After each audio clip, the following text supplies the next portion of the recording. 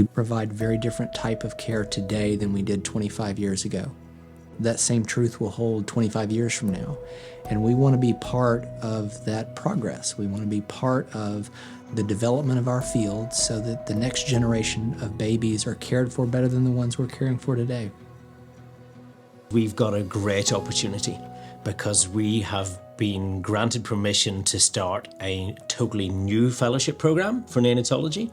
And that means that we've been able to build it from scratch, exactly the way that we think it should be. And we have been able to put together all the clinical and scholarly components that we think will turn out some of the world's best trained, best clinically performing neonatologists. I think when fellows are looking for a program, they want to know, am I going to be well trained and be a good doctor? Yes, if you come to our program, you will.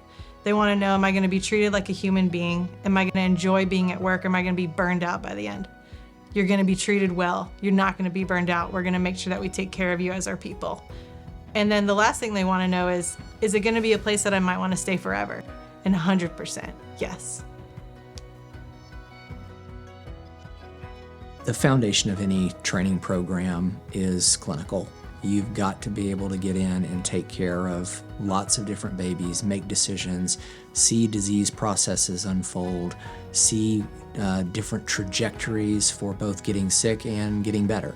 And here, every fellow will have the opportunity to be a significant piece and leader on the teams taking care of babies in two very complicated hospitals, each with unique qualities that will provide a very well-rounded experience for a fellow clinically.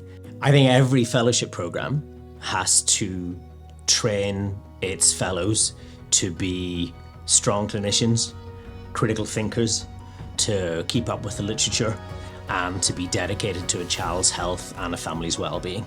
That for me is the starting point. Above that, I think our ability to provide training and exposure in advocacy, in global health, in all of the ways that healthcare is going to be changing over the next 30 to 40 years that will span the careers of our fellows after they graduate. A lot of people wonder, what does it mean to do advocacy as a scholarly project? And I'll tell you that you're doing advocacy all the time as a doctor.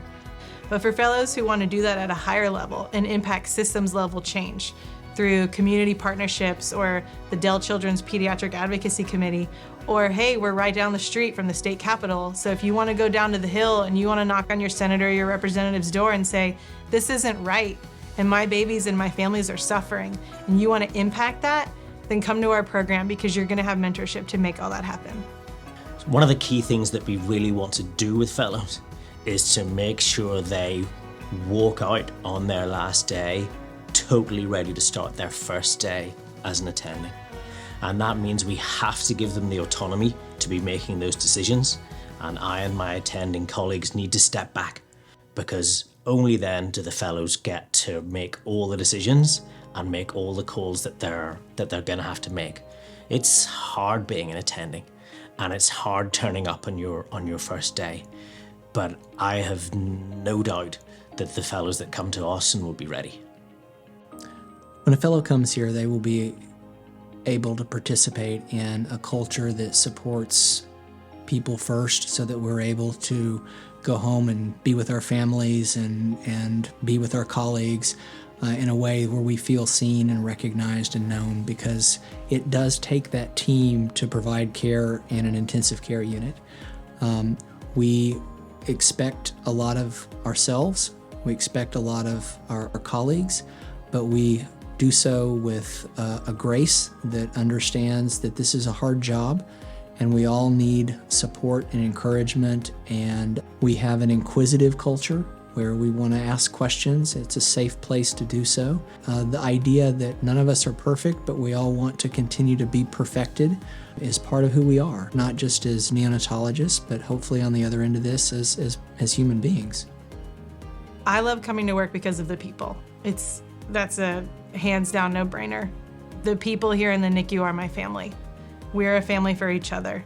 And there's no better environment to learn new things, ask things you don't know, or try out procedures, or different things you've never done before than in a place where you feel like you're with your family. My wife and I were living in Manhattan 18 months ago with 2 young kids in a tiny apartment. We realized that we were working too many hours and not living our best lives. And we Googled best quality of life in the USA, and Austin came up number 1.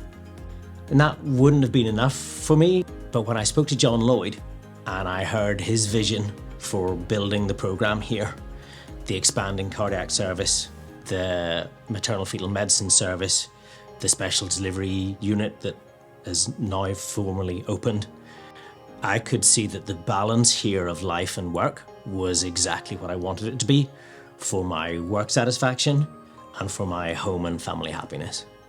And we're here, it's beautiful, the positivity is incredible, the can-do attitude from our staff and our neighbors is amazing. What's it like to live in Austin? It's amazing.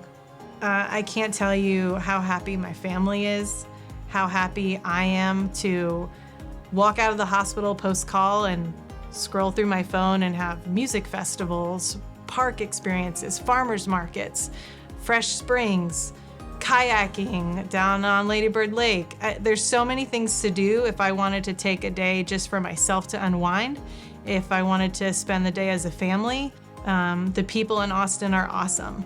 There's a great vibe here. It's very welcoming, it's very open-minded, and what we hope to do here at Dell Children's is bring the best medical education, clinical care of the past with all of the great innovation and things of the future.